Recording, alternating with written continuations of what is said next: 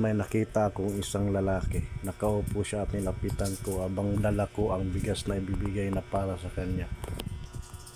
At ito na nga, at lumapit ako at nilapag ko na ang bigas na para sa kanya.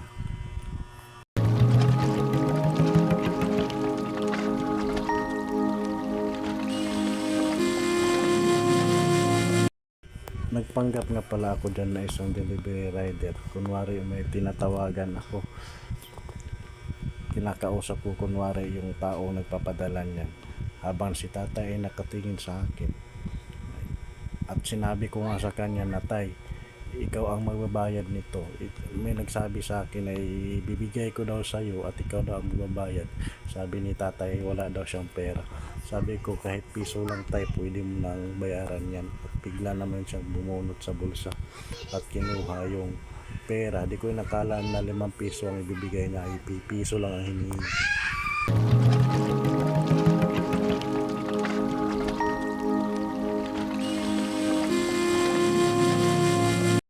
Sobrang tuwa nga ni tatay na nabigyan ko siya ng bigas kasi wala daw silang makain.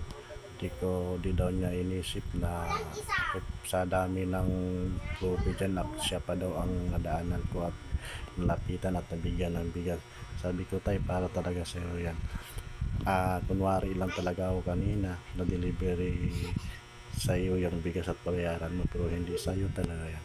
Grabe ang ano ni tatay. Halos maiyak-iyak na siya dyan sa binigay kong konting tulong, mga kaupaw.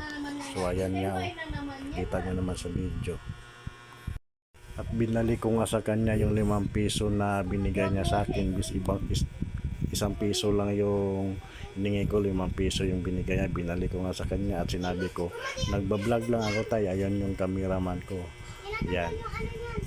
Sabi ko, sinusubukan lang kita tay kung bibigay ka sa akin ng ng pera o babayaran mo itong bigas. So ayan mga kapaw, pagpasensyahan nyo na yung kaya walang boses kasi sumabla yung unang vlog namin. Sa susunod vlog mga kapaw, as kaganda na yan. So salamat mga kapaw at salamat sa iyo tay, at nakatulong ako sa iyo, at lalong lalo na sa taas na nakabalik ako sa ganitong vlog. Sana suportahan nyo ako kahit paano lang, mga kaupaw, okay na sa akin. So ayan tuwan-tuwa na, tinuro ko na yan sa kanya kung saan yung cameraman ko. Ayan, sa susunod makikita nyo yung cameraman ko. Ayan tuwan-tuwa na si tatay, lang yung salamat sa akin yan mga kaupaw. So ayan, sabi ko nga sa kanya, andito ako sa harapan mo ngayon tay para bigyan ka ng bigas, o ikaw lang siguro ang tinuro na sa taas na para mabigyan ng dala ko na ito na sa pagbablog ko. So ayun tay, at salamat.